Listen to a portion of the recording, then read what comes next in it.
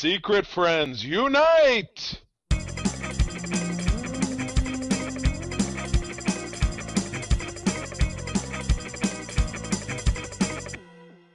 Welcome to the Secret Friends Unite podcast, episode 386.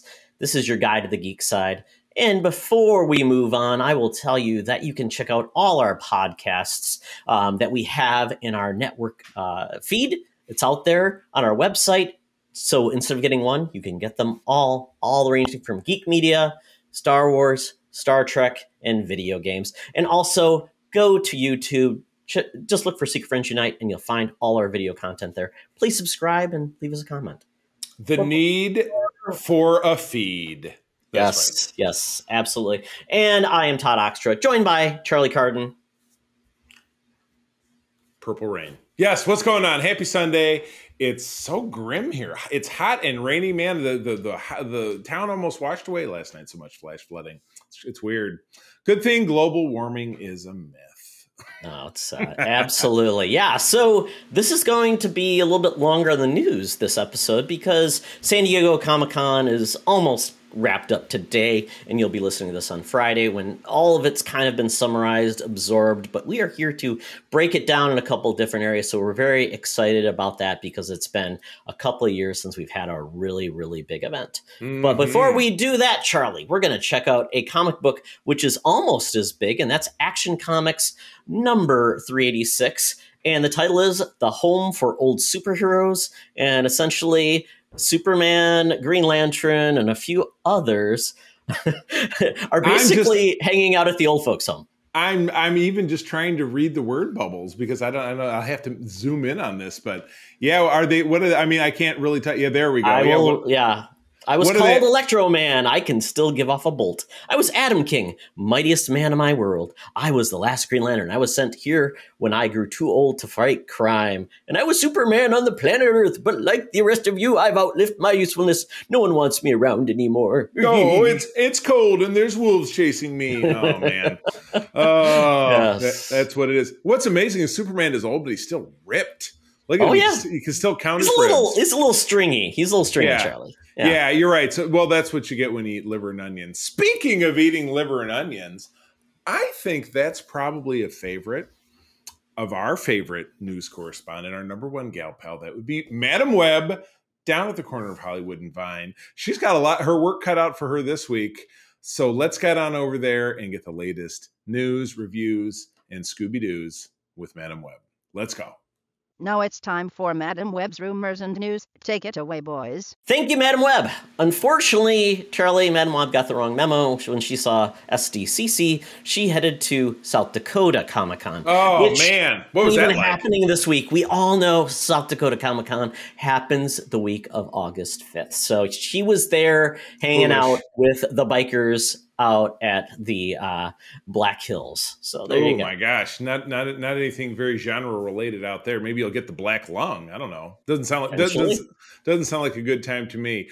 Oh my goodness. So yeah, San Diego full swing. We haven't had a whole show since 2019. Right. Okay. So yeah, 3 years gone by because it's in 2020 or whatever it is. But so we got a lot. So where do we even get started? Well, the big who had the biggest showing was Marvel. They showed up in two really distinct panels. Well, three if you count the comics. But they showed up at Hall H for all their movie content and TV content. They had an animation panel, and they also had a comic book panel as well. So we'll start with Hall H because it's the big show. This is where all the big news happens. Charlie, you and I were talking about what are they going to do? Yeah, we're going to talk in the Thunderdome, kind of like the future of the MCU. And maybe we've already had a couple of questions answered, but man, oh man, we'll just go through the list from Gizmodo. They've got a nice little slideshow about what happened. So we'll tag team on this, Charlie. So slide one tells us what's going to be revealed. They had this big poster or the projector on the screen to show us what's going to happen. And we now know that essentially, Phase 4 will wrap up with the Black Panther, Wakanda Forever. And they walked us through kind of what's next after that for Phase 5. Ant-Man and the Wasp, Quantumania, Secret Invasion, which is coming spring 2023. Guardians of the Galaxy Volume 3, May 2023. Loki Season 2, summer 2023. Echo, summer 2023. Marvels, July 28th, 2023 in theaters. Blade, November 3rd, 2023 in theaters. Ironheart, fall 2023, Disney Plus.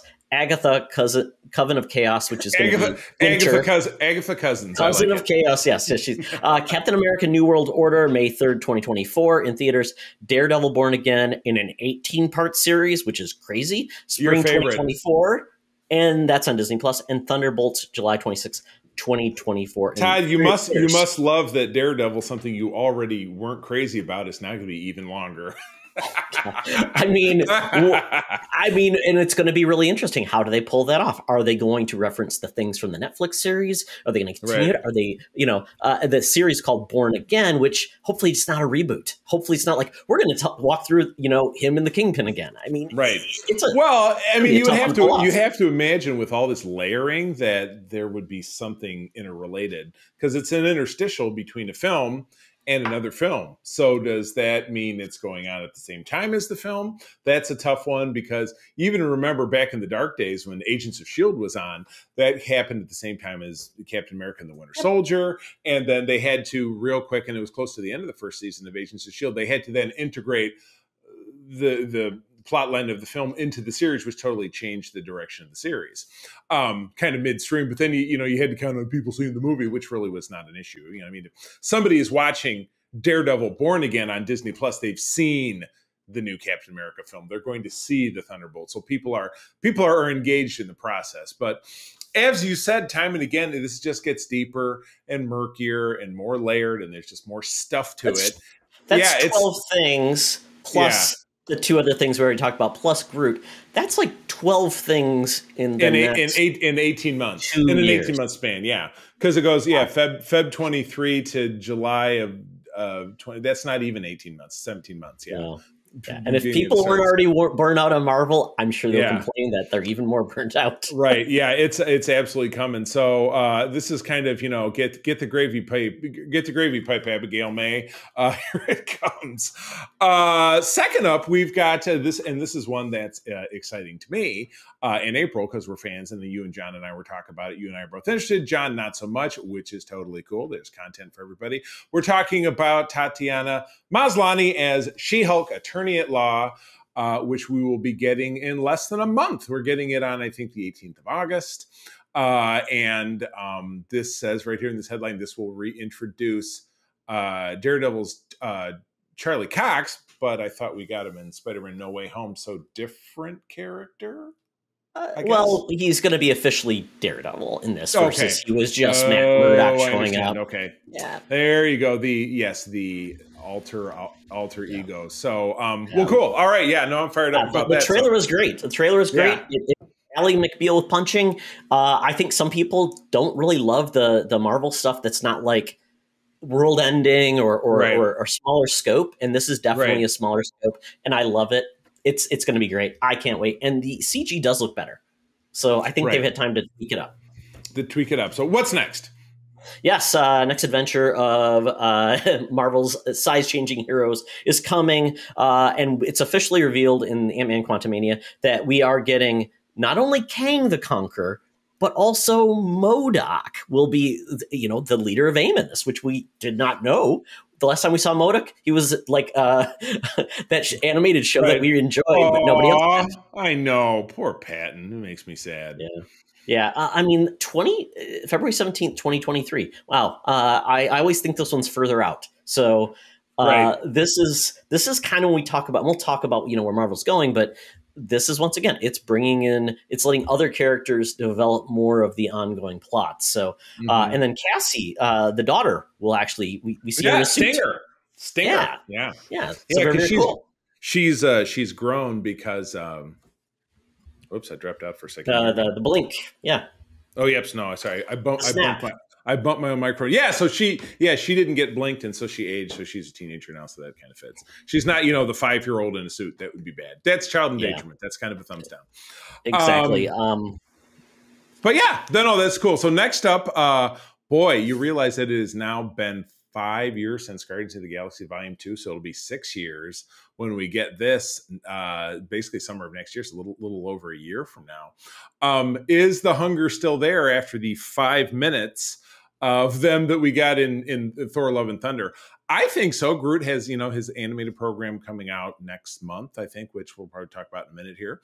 But yeah, I mean, the Guardians were a phenom back then, embroiled in some controversy because of, James Gunn and Disney canceling and uncanceling him. So yeah, I'm wondering really how this is going to shake out. They're bringing in an actor whose name I both can't pronounce and I don't know who it is. It's going to be Wuji, who was, I believe, Charlie, he was the director in Peacemaker. The director in Remember the guy that was leading the team? Oh, yeah. Okay, Yeah. when you say the director, I'm like, why would I know him if he directed episodes of Peacemaker? No, like the leader of the team, who was an alien. Yeah, so we've got him as the High Evolutionary. You got Will Poulter as Adam Warlock, who, as it was kind of set up at the end of Guardians 2, is going to kind of probably be an enemy turned friend right quick, because Adam Warlock was part of Cosmic Marvel back in the day. He's a game changer. I guess. But yes, this the big news that the phone will focus a lot on Rocket Raccoon's tragic origin story. We know that he came from a lab and he was genetic experimentation, and that's why he is so grumpy. So anyway, of course, looking forward to this exciting stuff. Yes. Then we you shared this, and I didn't see it earlier because it was kind of like a side story.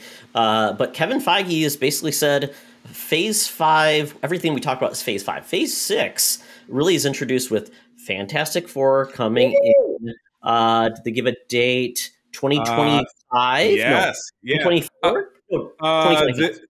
Yes.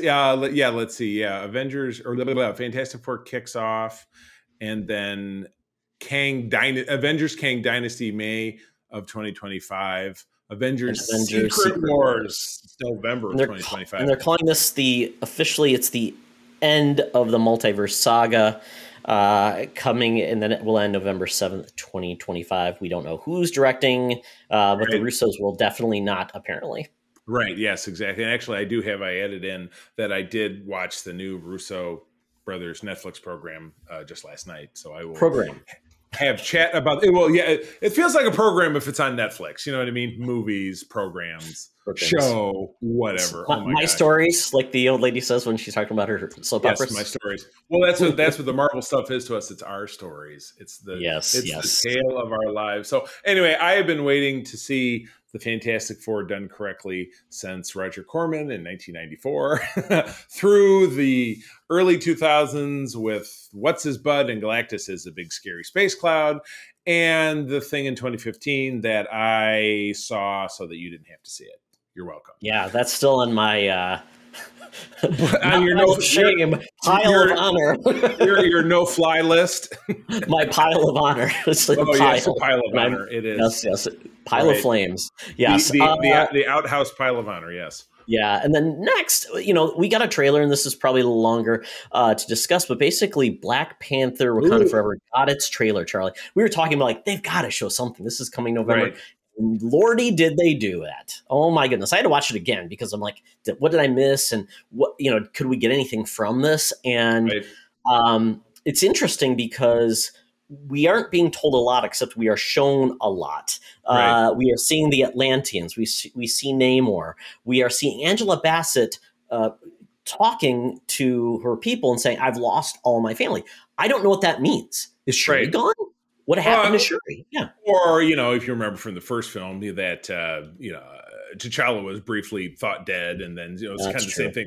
Yep. Yeah. So it would be, you see, a woman caressing her pregnant belly. So is that Nakia that was in the water. That was you're basically seeing, because as it was in the water, that was Namor being born. Oh, there you go. I thought that was essentially because I think you notice the Atlanteans are different colored. So Namor is a hybrid, and that is part of it. So it's probably a love story between the father and the mother. Very similar to Aquaman. The other thing I was curious about is your underwater people were blue, and that's actually the Lemurians, not the Atlanteans. Ah, okay.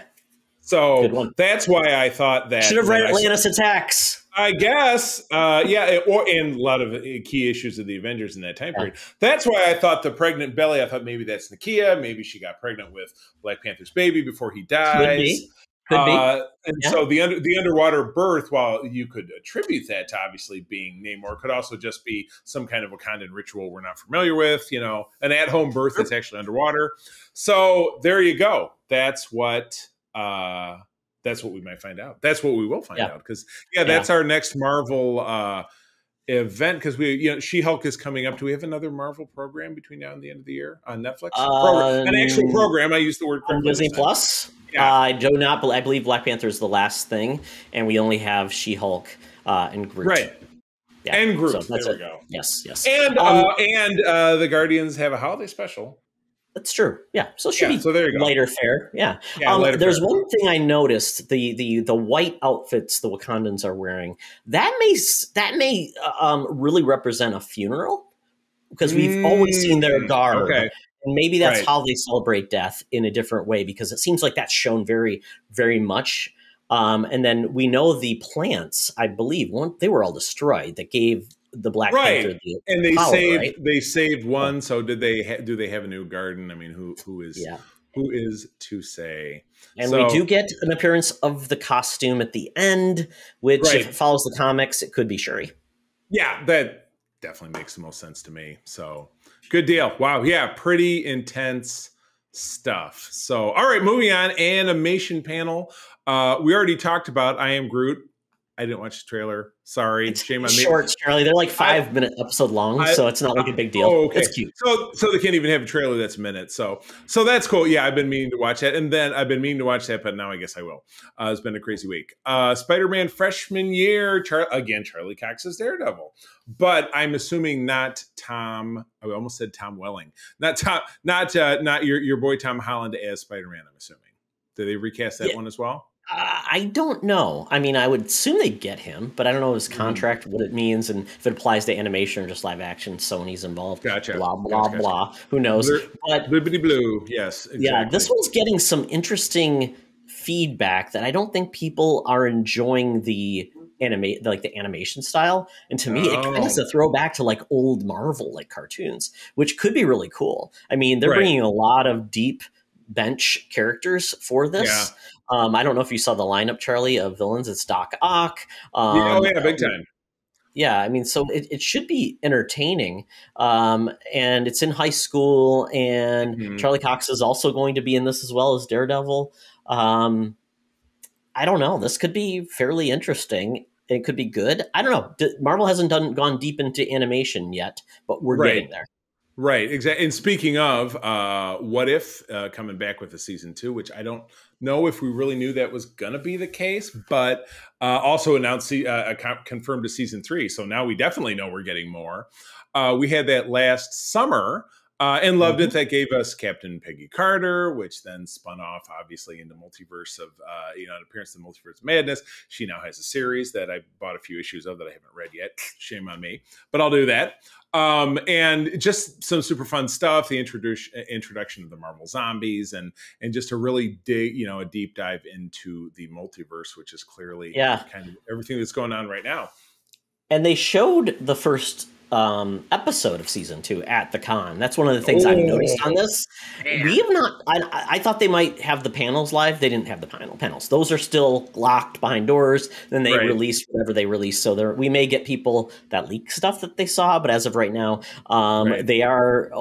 That's one of the perks of being there. Still getting those panels, which I hope will change it eventually. Like if I pay, I can get a feed or something like that. But maybe not because. Well, they still haven't dropped the Mandalorian season 3 trailer, and Celebration was a couple of months ago at this point, wasn't it? Oh yeah, it was. There's some fuzzy versions of it out there, but it's not. Yeah, it's not fully live. It's not worth it. We'll see that soon, probably. So, I know. We're getting that, but Marvel Zombies spinning out of What If is now going to be its own program. It's supposed to be a little bit more true to form.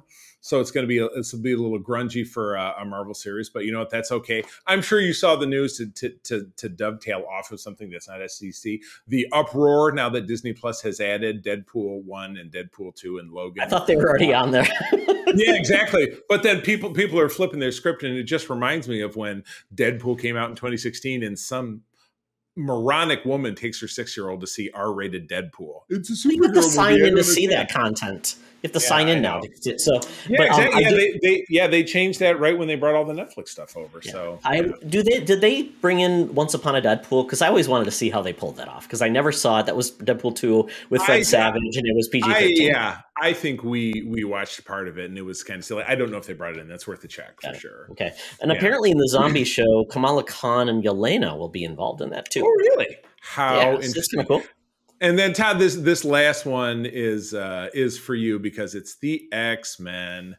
Yeah, X-Men 97. We got a kind of like we were shown on a slide that this was happening, but they did reveal some of the artwork that's coming out, and it definitely is capturing the same artwork. The team looks still very 90s, but one of the things they did highlight was some of the cast of like the Brotherhood of Mutants. We've got like Callisto showing up. We've got some different characters there.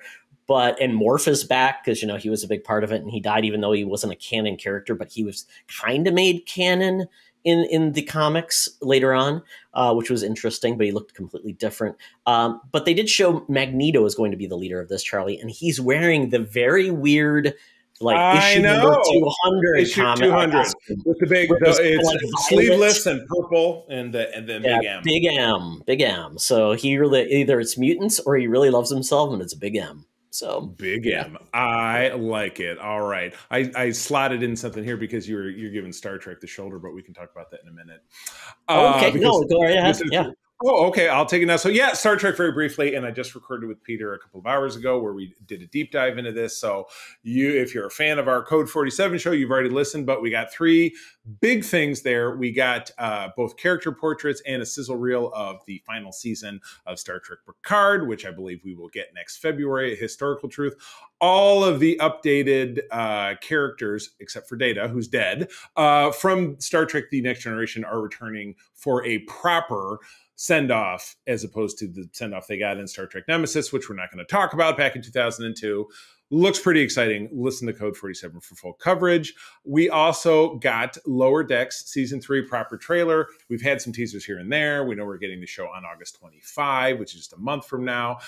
Looks very irreverent. It's got very much a Star Trek 3 vibe to it, capturing the Cerritos to go off on a crazy mission, Mariner and Boimler, and just a lot of fun stuff in there. And then finally, this was totally nuts, and Peter and I were going back and forth about how this will be done. We're going to have in Season 2 of Strange New Worlds, which is Season 1 just wrapped a few weeks ago, a Lower Decks and a Strange New World crossover episode. So my question then becomes, are we going to get a Roger Rabbit / Cool World vibe where it's part animation and part live action, or are we going to have a supernatural Scooby-Doo vibe where everybody's animated? I can't wait to find out because it wasn't really made clear.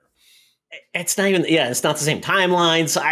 Is it like they're a weird space anomaly, Charlie? Because, that solves all the problems. It could, or a weird fever dream or a vision or something. But anyway, I mean, it's who knows if it's a gag that could be an entire episode. It might just be a scene. Exactly. Or something. And but the character, and if you did it live action, the characters don't look the same. So it might feel a little weird. Close, but no banana. The animated characters have a semblance of the actors, but of course it's not the same. So anyway, that's Star Trek for you. Well, I hope Picard has better writers. That's all I'll say. God, yeah, that was the thing. That was the main thing that Peter and I discussed as well, is that season 2 of Picard was extremely lacking. They had 10 episodes and still packed it with a lot of filler. It was bad. So we're hoping that they send the old gal off in a good way. So we will find out. As I said, I feel like February of next year. Yeah, and Rios, I really liked him as a character, and he's essentially now being a dad. Yeah. Well, so returning characters for Picard are only Rafi and Seven. The other ones are not. There are a couple now, which that's fine. Yeah. Well, they're very typical couple. They're Yeah. In Star Trek, there's only been a few couples who are actively going out and doing things, right? Typically, if you're I don't know, Data, or sorry, not Data, but Worf and Deanna. Worf and Dax, and then there's Riker and Troy. Yeah, so yeah. I guess it can work. It can work. Okay, they can work and try to get along, and that's the funny thing. They have little spats as they do things. Yes. Right. Yeah. Then we get into DC. DC was a little more quiet, but they come together as Warner Brothers Media under Discovery, so they're kind of bringing other properties, animation, movies, things like that. Also, like Sandman, which is going to be on Netflix, so it's all over the place. But we did get the trailer for the Shazam: Fury of the Gods, and I am excited for this one. I think Shazam was such a fun, I loved it. Bright spot, and I think this one is going to continue. And this time, the enemies are essentially, we've got Helen Mirren. It's the Fury of Hell. The Fury of Helen. Yeah, I couldn't really place. I'm like, who's that other woman? But yeah, Helen Mirren. Oh my God, anything she wants to do. She has been a beauty on screen for 50 years. I don't care what she does. Totally awesome. And the plot, I mean, obviously sounds like it's going to be the gods are coming to take down Shazam because apparently, so we'll see how this goes. I mean, it could be interesting, but Zach Levi is great, and there's a lot of capes in this. So there's a lot of capes. So we'll see if the other characters get some development time, but could be a lot of fun. And this is going to be their Christmas movie time frame. So yeah, we'll go with that and see how it goes. Yeah.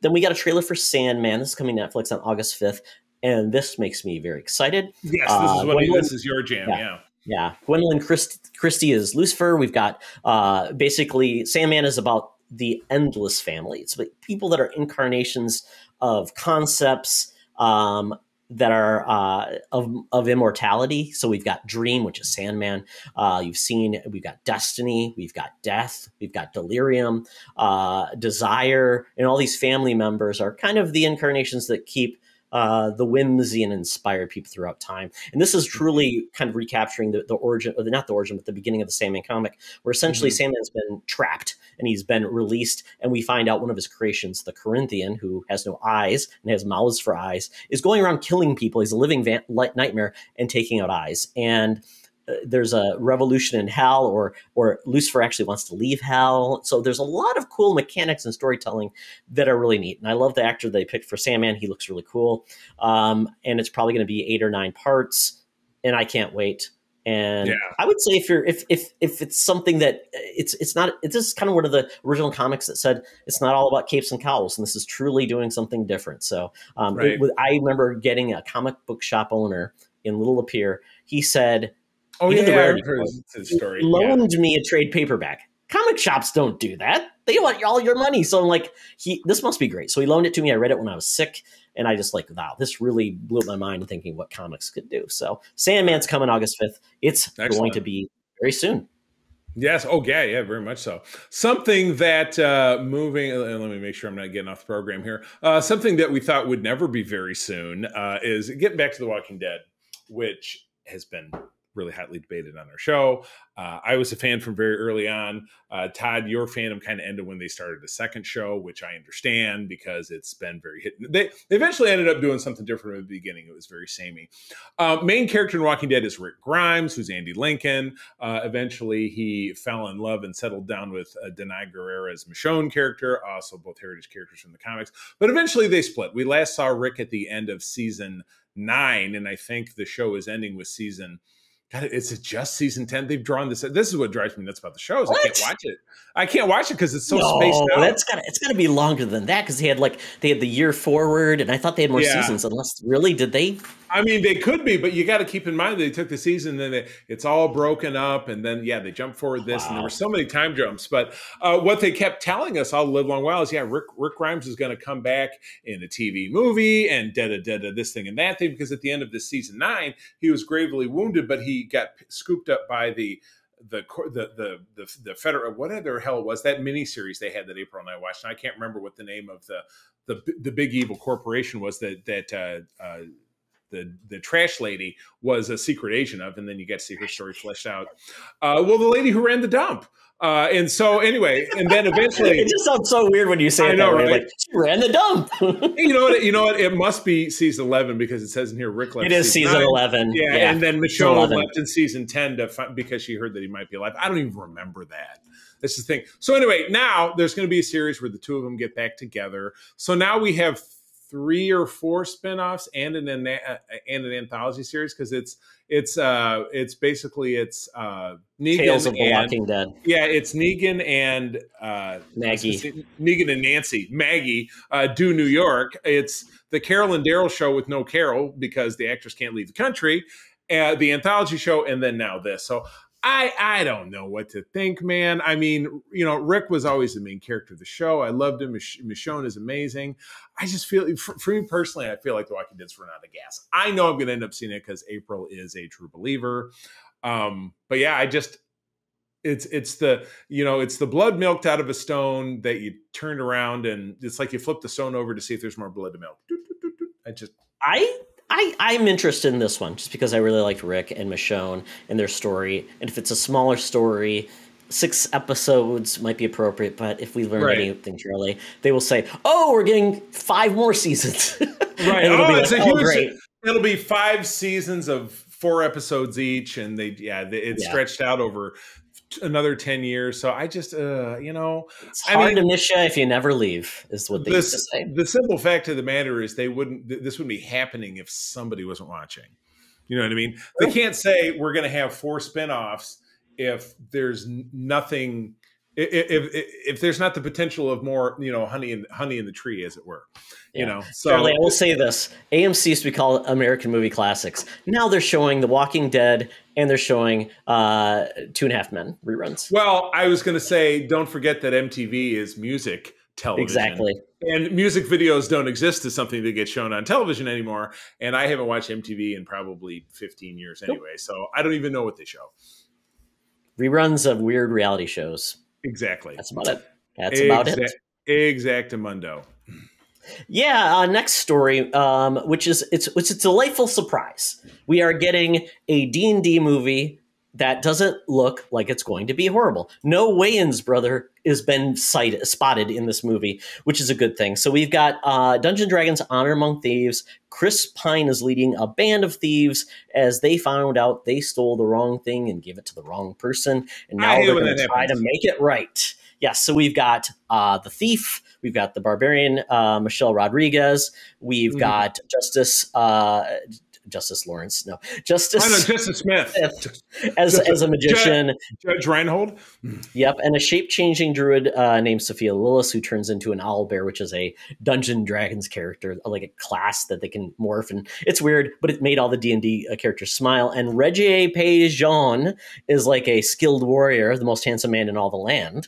That's probably his secret ability. And then we are getting Hugh Grant as the villain. And really, that's about all we know. But the funny part is, Charlie, we're getting a lot of little Easter eggs in this. That if you're a D&D fan, you remember they have the gelatinous cube that swallows people and absorbs them. That was seen in this. We are getting the mimic chest, which is essentially it looks like a real chest. You open it up and it's actually a monster. So they're really catering to the geek and all the D&D people. So, and apparently there's even there's things people saw that reminded people of the cartoon, which I loved. Oh man. Yeah. The challenge of any certainly video game movie is that there's so few of them that are worth looking at. Have we had a successful, board game role play, kind of role playing game like this? Jumanji. Which wasn't a real game, but okay. Yeah, I mean, well, but you're right. Yeah. No, I mean, yes, they tried to do Battleship. Battleship didn't do well with Rihanna. Oh my God. Clue. Clue is the best board game movie. And that was 40 years ago. So exactly. Yes. But again, yeah, like we were talking in the pre-roll, Chris Pine is very charming. He's been in a lot of great stuff. He really looks like he can carry this by being, your satirical, what's your role in this? I make the plan, but you already got the plan. He also plays the lute. That's not relevant to this. And he's going, doo-doo-doo-doo-doo. He's walking down the way. That looks like fun. Yeah, and they added a Led Zeppelin song, so that's the tone they are setting. It's not like that, like horribly overly epic. Yeah. Like they're having fun. Here's a Metallica song. Yeah, exactly. Exactly. And D&D is kind of on a high because Stranger Things made D&D look fun. So you know what? Maybe it's time to actually have some decent fantasy films and make the nerds like me happy. Maybe it's time. All right, so moving along to the comic news to take us home. It's actually a Comic Con. Yes. Oh my God. Yes. So why not put it at the end? And I'm sure they did too. So, Marvel's next big thing. Oh, Steve Rogers and Sam Wilson fighting. Oh, how interesting. Yeah. It's basically, they have 2 books, Symbol of Truth, and Steve is in Sentinel of Liberty. Apparently, they'll team up in their first event. Apparently, as revealed during Diamond Captain America Cold War, will reunite Steve and Sam as they learn about the truth behind Steve's vibranium shield, and their adventure will also lead them to a new nomad, Charlie. The new person taking Steve's one-time mantle was teased to be a shocker, but someone who already exists in the Marvel universe. It's called Cold War. It's coming spring 2023. And it looks pretty cool. They have the art by Paco Medina. Oh, I see. I love it. Yeah, because I see Bucky, I see Cap. You see the newer version of Falcon, which was also kind of set up in that miniseries. Lando Calrissian's in it. He's in the upper right hand corner. The new Nomad with the big Z. Is that the hood? Crossbones. Yeah, it must be the hood. Okay. And some other stuff I don't recognize. So yeah, I've not been dialed into Cap comics in a long time, and that was always one of my main. So who knows? Maybe this will be worth a dive for me. So the next Fantastic Four going coastal. Dan Slott has left Fantastic Four, which he relaunched a couple of years ago, and really that was when I was still a monthly reader. That was the title I followed, and it was really quite good. So he's back on Spider-Man, and now the Fantastic Four is getting a West Coast team. What is going on? Oh, Charlie, it's just for you. It's going to be like, let's pick the lineup, Charlie, for this team since we haven't created it. I think it's going to be the Prowler. Okay. I think it's going to be the Porcupine. And then I think it's going to be a new version of Herbie 2.0. And then it's going to be Luke Cage, Power Man. So they could essentially collect old watch. So it could be like She-Hulk, Power Man, Medusa, and Crystal. There you go. There's four washout members of the old Fantastic Four. Or they can't send the new Fantastic Four out to the West Coast because that's Spider-Man, Hulk, Wolverine, Ghost Rider, and they're all East Coast based. So absolutely. I don't know. But anyway, I love the Fantastic Four. Who's the new writer of this magnum opus that we actually are getting in November? Who's the writer? They don't actually list it here. They're not even going to tell you. That's what a big deal it is. So, oh man, Gold Goblin from Spider-Man. Oh boy, because they're having the big event where they're ending the Spider-Verse once and for all. I'm sure. God, that's a horrible costume. I know. Oh, I know. Was it designed by Alex Ross? I know he does your favorites. It would be very shiny, so it looks very shiny. Yes. Said we'll see Spidey teaming up with the X-Men as they face off against a clone cabal of Madeline Pryor and Ben Reilly, who is, of course, the Queen of Spider-Man. Yeah, the Goblin Queen. Yes. Yes. The Goblin Queen and the Gold. Oh, my God. Do they have some kind of clone baby they call the Gold Goblin? Is that what's going on here? That's Norman's new persona. And he will spin off in a series written by Christopher Cantwell and art from Lon Medina. Very interesting. They are what happens when the powers of the universe meet the natural orders things. Hickman and Shaddy in 2023. Is that all we got? Yeah, that's all we got. That's the next big at least you didn't call it shitty. Shitty. Well, only time will tell. Oh my goodness. All right, so that's from Marvel. Yeah. What's going on otherwise? Well, I was gonna say John Hickman, he is a big name, and anytime he does things, I mean, something big is going to come of it, whether it makes sense and it captures readers' attention, or if it like kind of falls on a fart, we'll see. But the fact that they're just calling it out and just giving them like no title or anything tells you how big that Marvel thinks they are. Then moving on to others, back in the early 90s, Spawn was king, Image was rising, and we got like crossovers, Batman and Spawn crossed over, Charlie, and apparently it's happening again. Todd McFarlane announced this, and it's going to be McFarlane writing it with Greg Capullo, drawing it, and Greg Pulo was the artist on the Court of Owls. Really, really famous artist. Did Spawn for many, many, many years. But it's going to be a one-shot, 48 pages, which is very similar how it was before.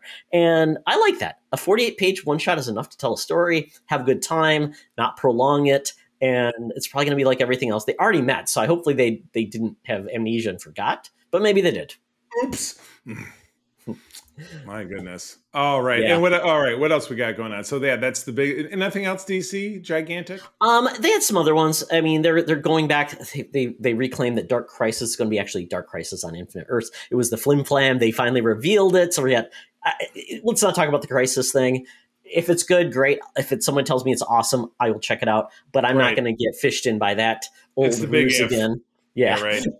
They have a Gotham PD Year One, so they've got some other stories. There was funny one side note. Charlie doesn't really fit anywhere, but Teen Titans Go, that animated series, which I think is hilarious. They're coming up on their 365th episode, and they are going to have Zack Snyder in a cameo on the show. Oh no, boy! Lampoons begin. They are not afraid to parody anything on that show. Dude is trouble. Even animated, he's going to find some way to mess some stuff up. Just watch out. Yeah. Oh my god. Yeah, then this is kind of cool. Talking about, we talk about properties getting comic book adaptations to continue on something that no longer exists. Well, Gargoyles, the animated series, which I absolutely loved, is actually getting a continuation series in comics. So basically taking up where they left off and telling more stories. This is very cool. I'm excited for it. We'll see who the artist and everyone is. This is a Disney property, and I hope Disney will bring this property back like they did with DuckTales and other things. But, that'd be cool. And, those Star Trek actors, Charlie, need the work. Yes, exactly. Well, not presently. Star Trek is back, but yeah, back in those days, absolutely. So, speaking of Star Trek actors, I will admit I've kind of fallen from the faith with the Star Trek comics. We on Code 47 quite some time back, we talked to Scott Tipton and his brother, whose name I'm forgetting. They're a duo that write these comics about the Mirror War. I haven't ended up finishing it. I did pre-order the series, and I've got it sitting there in my queue. But now they're looking to, IDW is looking to jump on board with the concept of the multiverse. So they're bringing a cross series where you've got, which is funny because everything that's not on screen in Star Trek is not canon, which makes it multiverse, fan fiction, what have you. But yeah, there's going to be a new series coming out in October featuring a epic and unprecedented adventure story that spans the far reaches of the multiverse, bringing together characters from across the galaxy and eras and variations throughout the franchise, banding together to prevent the mysterious murder of the gods. Could be the Sliders, I guess. Really, Cisko returns from beyond the wormhole, and so it does have to do with Prophet. So it's kind of a spun off of Deep Space Nine, but is set to include characters from elsewhere in the franchise. So I'm interested. We did talk about the fact that IDW is publishing their 400th Star Trek comic. So there's going to be a big anthology coming out, which I plan to check out just because I thought that they made a fun variant of that. That's all in lower deck style that has a slathering of characters. So I like it. I really should get back into it. I do tend to go in phases with comics. So wouldn't be surprised if this finds its way into it. Yeah, Star Trek #1 will be available in October with 8 variant covers. Variant covers is where it's at. That's the speculator's market these days. All the variant covers. Yeah. And, there's a lot of Star Trek right now, so it makes sense to create more content, and where comics kind of filled in the gaps when there wasn't much going on. Now it's a compliment, and people that are just ravenous, and especially those old series that, unless you're on Picard, you're not coming back, right? Right. So exactly. Yep, you are done. So yeah, you're donezo. So tee up to be in the comics. So all right, well, that is our wrap up of San Diego Comic-Con. It's still going on now, but I think it's down to the whimper and just the shopping on Sunday. So all the news has been out there, but news begets more news, and the beauty of it is that we'll be right here every single week to tell you all about it. But that being said, Todd, time to get out of here. We've got to get that gypsy cab to get down to Scugtown, Nastyville, to the Geek Easy. It's time to talk about what we're watching and reading. So let's go. Talk nerdy to me. Talk nerdy to me. We're sitting in the Geek Easy, cover bands playing, drinks are poured, and we are ready to get our nerd on. My goodness, Charlie, we're at essentially almost the end of the summer movie season. We've got maybe one more big movie coming out. We do have 2 movies, essentially Super Pets and then Bullet Train, and that's it for the summer, which is just sad. But that's all we've got down. Yeah, our contest is going to come down to who guessed less wrong more correctly. To see and Top Gun gets re-released, right? To see who wins the fabled Shizor. He's been with me for a long time now. So, Todd, could he be yours? He's laughing at the prospect. Ha, ha, ha, ha, ha. You know what? The fix is in. Yep, I chose poorly with Top Gun. Did not have it far enough. But I think you guys are in the same boat because none of us had it that far up, so we're only getting 1 point. Yeah. Right, exactly. So anyway, so as you said, we went to go see the last of the 3 films any of us have left, which is Nope! Which becomes a catchphrase within the movie because there's a lot of moments. But in Southern California, outside of the greater Los Angeles Metroplex, and what was it called? It's in the foothills. Los Agaves. Yes, exactly. Cañones. So you I made it up. You can see because your main character, played by actor Daniel, Kaluuya. There you go. Kaluuya is Kaluuya. Woo! Kaluuya. No, yeah, Kaluuya, yeah. And before we get into this, Charlie, let's do some spoiler action. Just saying spoilers. Absolutely, especially since it's a movie that's just out this week. So, what you find out is that Daniel, he's the son of a rancher played by, basically a horse trainer played by David Keith. His younger sister, that's an actress from what's her name, Zadie Williams. No, Kiki Palmer. Zadie Williams is in Scream Queens. Season 2. Right. You guys were talking about something about that, and so I thought that was her. But regardless, anyway, what happens is that they train horses. They're horse trainers for Hollywood movies. And one day, Dad is sitting on a horse, and the son is sitting there having a chat with him, and a bunch of objects start to rain out of the sky, and one of them is a nickel that goes into Dad's skull and kills him. And the horse he's riding on has a house key stuck in it. It's just weird stuff going on. So Dad dies. Obviously, the son takes over. 6 months goes by, and the daughter kind of drifts out of the picture. 6 months go by, and brother and sister are together again when a bunch of weird events start happening. Their horses start disappearing in the night. And the son notices the son is OJ, Otis Jr., which becomes a gag early on.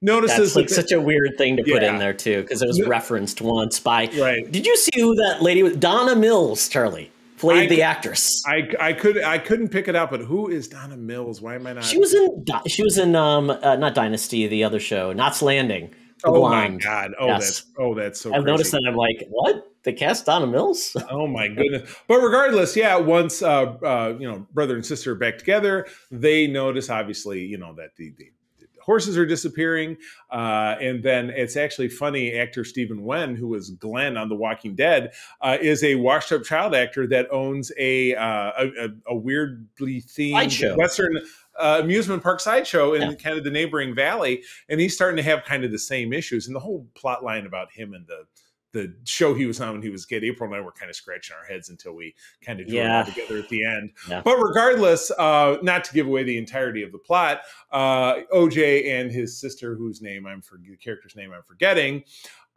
start to figure out that the Emerald. Emerald, there you go. Start to figure out that the ominous cloud in the distance is actually a sky monster that is sucking up and eating the horses and really anything it can get around. So they start to devise a way to both capture it on film so that they can prove that it's there and to make it go away. But the nope is anytime the space monster, I call it a space monster, cloud monster, we'll call it, comes on screen, they go, nope, nope, nope, nope, nope, nope, nope, nope, nope. The initial nope was when he was investigating the stable. Right. And we thought, I'm like, oh my God, they're going to be aliens in this thing. Right. And little creepy moments. I'm like, oh my goodness, what's going to happen there? And obviously, it's good stuff. Kind of a funny moment. Yeah. Charlie, I mean, and it's funny because this movie, when I left and I texted, I'm like, that was an odd movie for sure. But the more I pieced it together, it was kind of, I don't know if it was intentional or not, but in the trailers we saw before this, apparently they're re-releasing Jaws, and it's getting a re-release like September, which probably its 40th anniversary, maybe. No, 1975. So it's it's really not a clean. It's an odd time, but apparently it's going to be in theaters, which is kind of cool. But it just made me think. And you know what's weird? Quick sidebar: during COVID, and people could only go to drive-ins. Jaws was the #1 movie of that summer. Oh, that's right. That's what it was. Yeah, so it's very weird, but so Jaws is the same year I was born, with 75. Right. So yeah, exactly. It's a 47-year anniversary is an odd anniversary to have, but it made me think about the whole pieces. So to your point, there was some flashbacks, the way they had like the imagery of different like sets where they would say like the name of a different horse, like Jean Jacket, Lucky, and things like that. So it was kind of composing and overlaying. Ultimately, what I took away from this movie was this was almost like a Predator movie. This was Jaws. This was a predator who was preying on people, essentially hiding and using things, which was really interesting on how they decided to kind of go after it. With the fake horse and different things like that. And essentially, I didn't realize how they eventually resolved it. I don't know was that the original plan or did it just happen to go that way with the inflatable is all I'll say. I don't know. Who knows? It did seem like by the end they had a sculpted out plan, and that's kind of why they did it that way. But it was cool. I was trying to figure out from April, I said, did that really finish it off or is it just, Yeah, it did. Yeah. So they said, no, it's really dead or whatever. So, yes, we've kind of danced around all the spoilers, but we did preface that we're talking about it. But I thought it was great. And, to the point of in a summer of not original programming, because again, was this what a Bullet Train is going to be new content. But the Super Pets is a spin-off of sorts. So I wouldn't necessarily call it original content. It's established characters. And then for the other movies that we saw, everything was a sequel or an established property. Yeah. You know what I mean? So this was the original programming piece of the summer. I mean, you call Elvis was a biopic. So a biopic by definition is a spin-off of, that's what I love about things that are true stories these days are now based on real events. Not based on not based on a true story. You take some license with the character. It's fine. Yeah, exactly. One last thing on the whole Steven Yeun with the ape storyline. I did read a little bit, and people are implying that their approach on this was that this movie was kind of referencing the fact, and we brought up the original Black. First movie was a Black jockey, not credited. And it was kind of talking about using minorities and people as almost like possessions and things versus actually being actualized as humans, kind of like talking about with Steven Yeun's character as a young boy who was an Asian character in a white family. So I kind of like, and they even reference some other things. And same thing with the ape, kind of treated as kind of like a possession, minimalized, and then he just snapped. And that's kind of Hollywood. So I guess that's what they're trying to go to, but you do have to put all those pieces together. And that's a lot. It was tough to do on the spot, and I totally agree. So anyway, and cool those moments with the ape, and those moments with the ape. Holy crap! It was absolutely brutal and terrifying. So, Jordan Peele is, I think, one of the more creative driving forces in Hollywood at the moment because he's cranking it. This is his third film.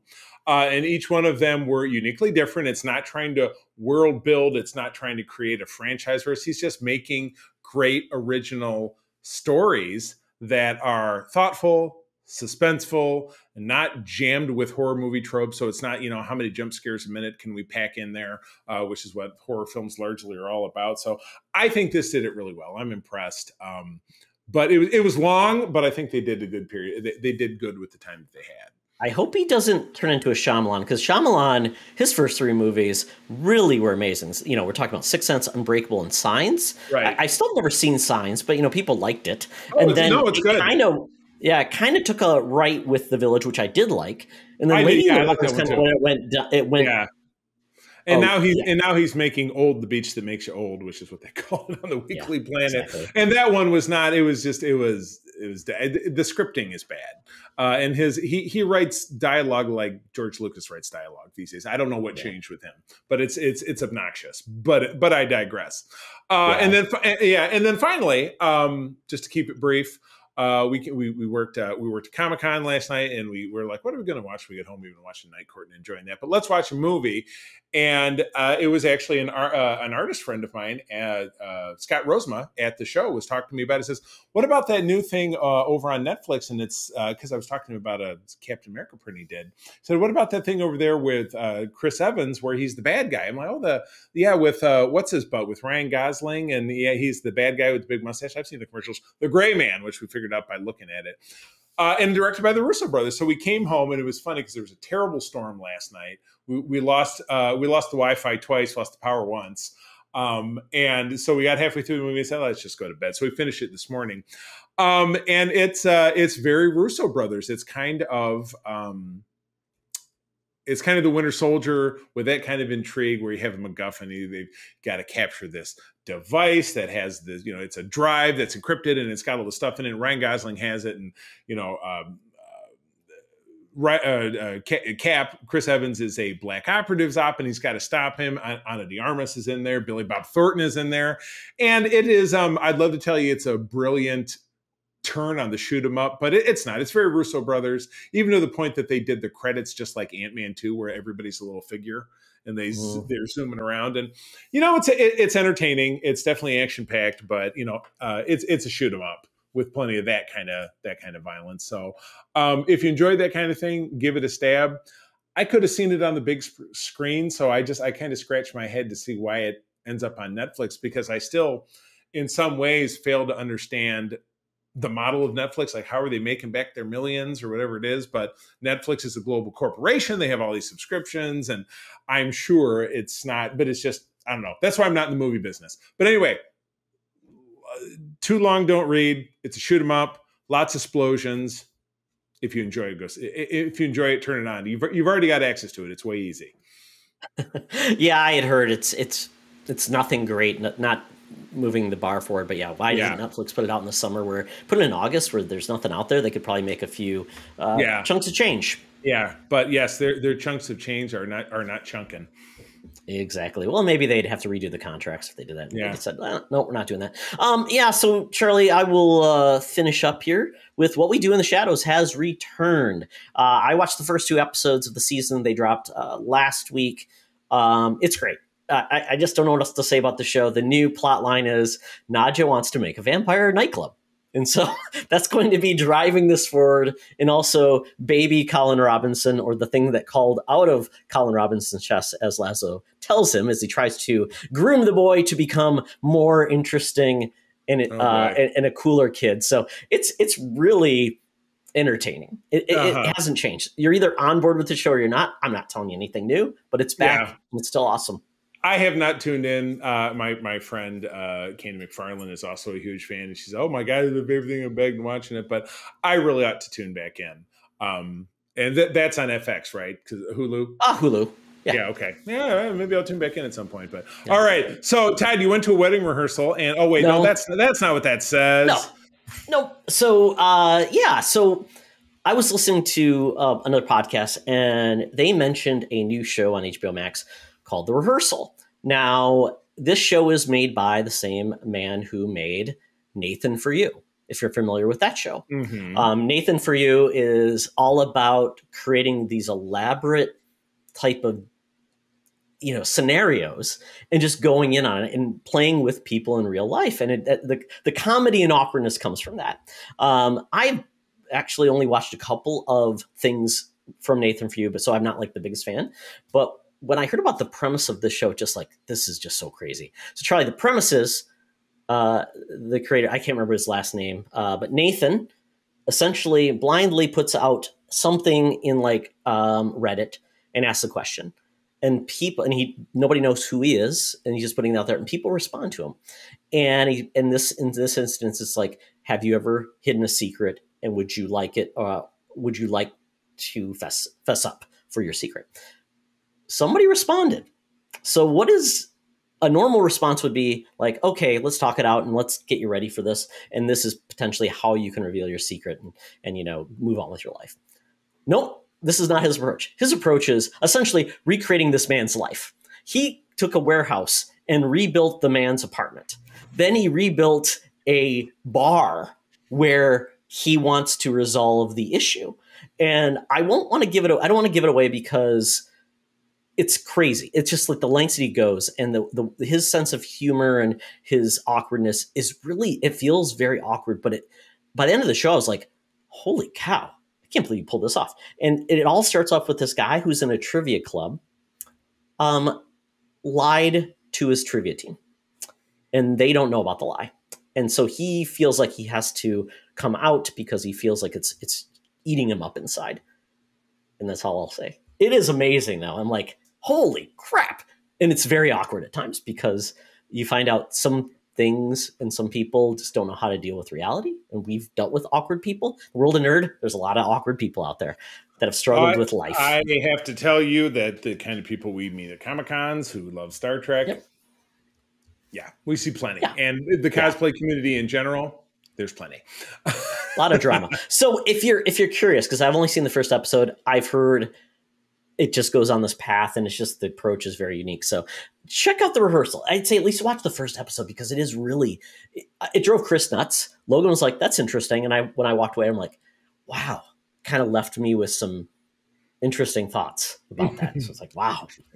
Yeah, it's a thing. Oh so that is it for the Geek Easy. Now we're going to travel to the land beyond, and that is near the Savage Land.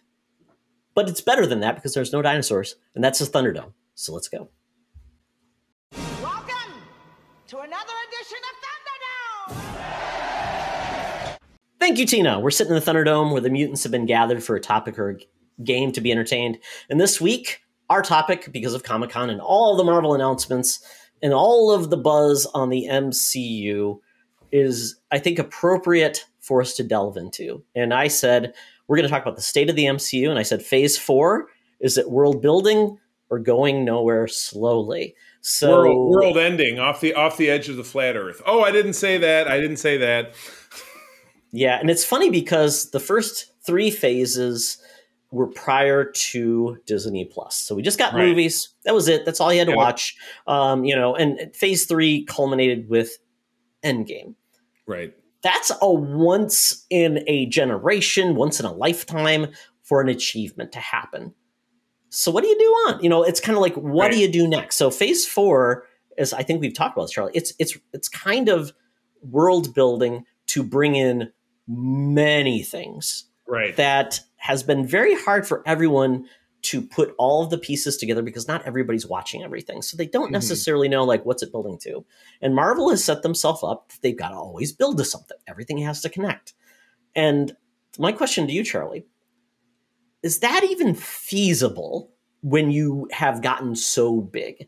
Is it easier when you've got Avengers to the first phase because it's only like 8 movies? Right. Is it feasible to do something like this? I don't think so. There are people like you and me who are lifers.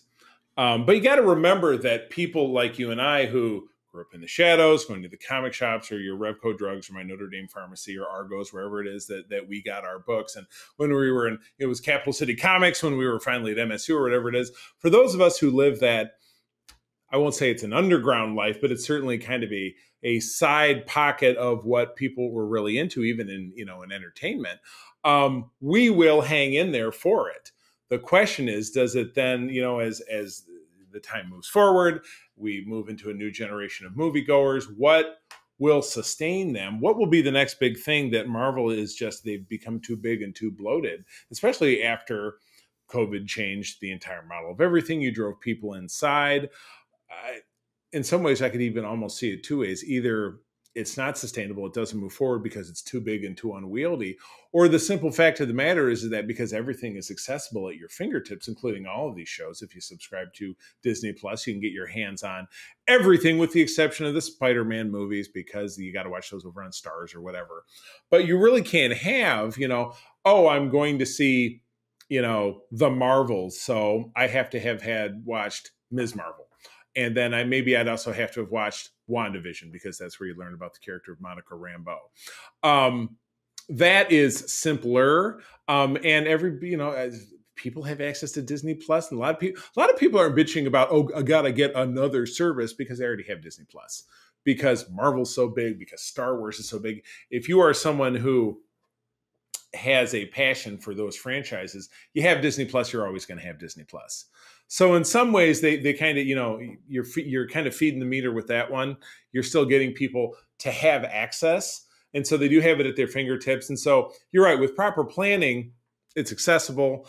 I guess the real question is, that if I go see Thor, Love and Thunder, do I feel like I'm lost if I walked into that and I had nothing to back it up? First of all, I don't know anybody who hasn't seen the films and isn't familiar with Thanos and blah, blah, blah, Avengers, this thing and that thing.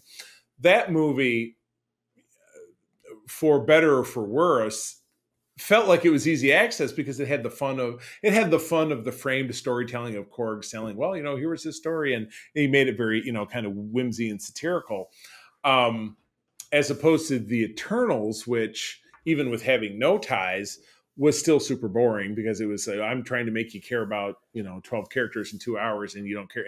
And some of them are essentially very unlikable, including one of the heroes who turned out to be the villain.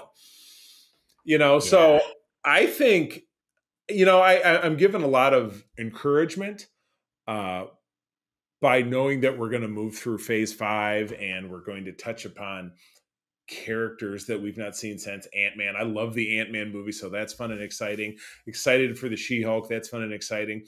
Maybe it doesn't necessarily all have to come together in the way that it all had to come together before, because it's too much to rope it all together into a single storyline. I don't think you could have the equivalency of the portal scene at the end of what we now know is going to be in November of 2025, the Avengers Secret Wars, where, obviously the big casting challenge is going to be finding a guy who could go in a white pantsuit with shoulder boards with curly black hair and be the Beyonder. Well, David Hasselhoff's too old. Yeah, that would be Secret Wars 2. I'm sorry. That'll be the sequel. Yes. Secret Wars 2. Yeah. Because that is Secret Wars, to me, is the greatest miniseries that Marvel ever did. Certainly, it's still my favorite. I haven't reread it in a while, but I always find my way back to it every 2 to 3 years. It's a pretty simple premise, and so that makes it much easier to manage, especially with kids. Right. It was just a bunch of heroes just getting to battle it out and not having to worry about any type of consequences, and it was just fun. Continuity. Yeah. So it was a big thing. It was really cool. And I'm just looking at, Charlie, we just talked about this, but I'll refresh it again. Ant-Man and the Wasp: Quantumania, February 17th, 2023. So essentially that's going to bring the plot line of Loki, the multiverse, into King. And teeing it up for a second season of that show, which that's the first Disney Plus show, though What If will also have a second season that has been continued. But What If is an anthology series, so it's not like they're not continuing the plot line per se. Yeah. So I don't know what's going to come out of Kang and Ant-Man from this. What will it do? Will it open up? Is that how that event in 2023 potentially opening up the door to Fantastic Four? Is that how we get? Is that kind of action going to come? And there's something going to come from that, bring in the Fantastic Four because they are known to deal with galactic problems. Those things. Yeah, cosmic things and whatever. And Galactus. Yes, exactly.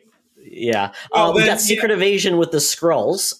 That is coming to fruition, which was part of, Secret Invasion was that series, but that was kind of encompassed within that. So I don't know out of Secret Invasion, the series, meaning that then plays out to the Secret War. Is that where that's going to lean into? Because it's don't trust anyone, going down that route. We have Guardians of the Galaxy, Volume 3. We talked about, all these things coming through there. I don't know. Is there something going to come out of that also? Well, Loki you talked about, yeah. Right. I would have to imagine, like I said, and again, we're in 2022, we're headed into 2023. So we're talking about 2 years worth of stories before we get to this phase 6 with the Fantastic Four and the Avengers, the two team cornerstones that, the third part of the triangle being the X-Men, which we've still not really addressed. But again, in the Secret Wars and, the 1984-1985 miniseries had characters from across all of Marvel, which now, thankfully, Disney does hold sway sort of with Spider-Man, but all the rest of them, they have them, and it's not, they're going to find a way to make Spider-Man a part of it anyway. I feel like they've not yet failed in a major way to take their big event films and still find a way to make it accessible, because even Endgame, if you saw Infinity War and Endgame, I feel like the way that they moved through that, they referred to little things like, oh, the Avengers broke up because Cap and I fell out. You didn't necessarily have to have that whole backstory in order to just take that one line and say, okay, well, I saw the Avengers back in 2012, and then I haven't seen any, and this is Avengers 3, and I haven't seen any of the other movies, but that one line kind of caught me up. So it was nuanced, I guess, in a way, but then again, in that film, you did meet Black Panther, and then Bucky was there, and you didn't necessarily know why. But I mean, there's just no really great, easy answer to this, because Todd, you and I are not the test case that we can't take like my dad and say, Dad, go see this movie.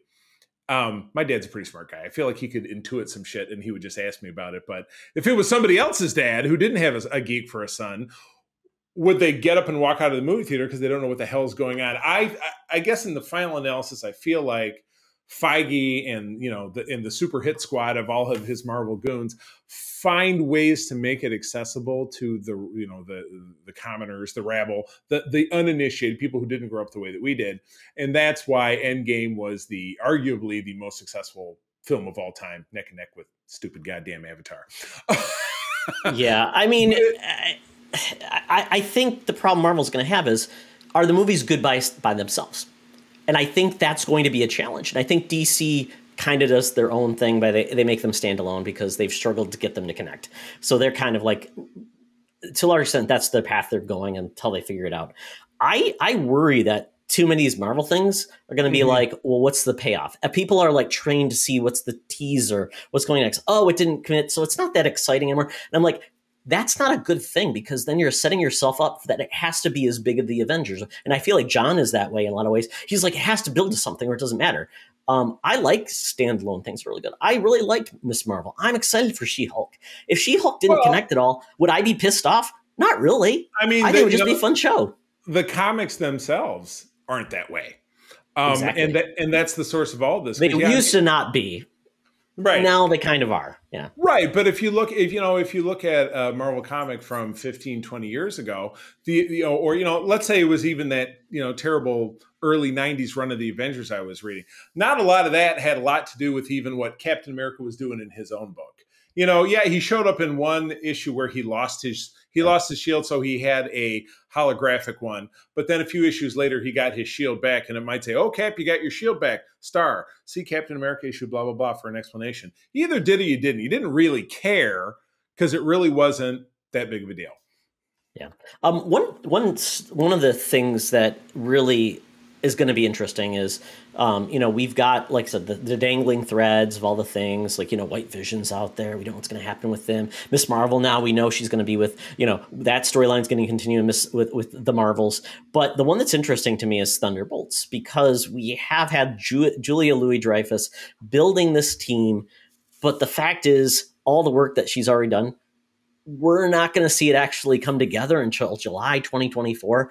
Right. That's a long game. And is it really going to pay off? Because are any of these going to be breakout characters that people just think are the bee's knees that are going to rival Tony Stark or Steve Rogers? And right now, nobody does. There's not enough star power, not enough, like these are the greatest things in the world. So that's why I'm worried about the Avengers, using that name again and saying, why aren't these the champions, the defenders? Because I think they're setting themselves up for like, not my Avengers. And as I've said, I think using that name again, and yes, it happens in the comics, but how excited are people for the Avengers when it's not the big four? How excited are people for JLA when it's not the big four?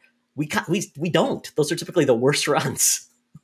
Right, exactly. Oh my goodness. So yeah, I don't know. Like I said, the stalwarts will hang in there. But like all things, there's going to be a segment of the audience that fatigues. I don't think it's going to kill it, but it will not continue to proliferate the way that it was.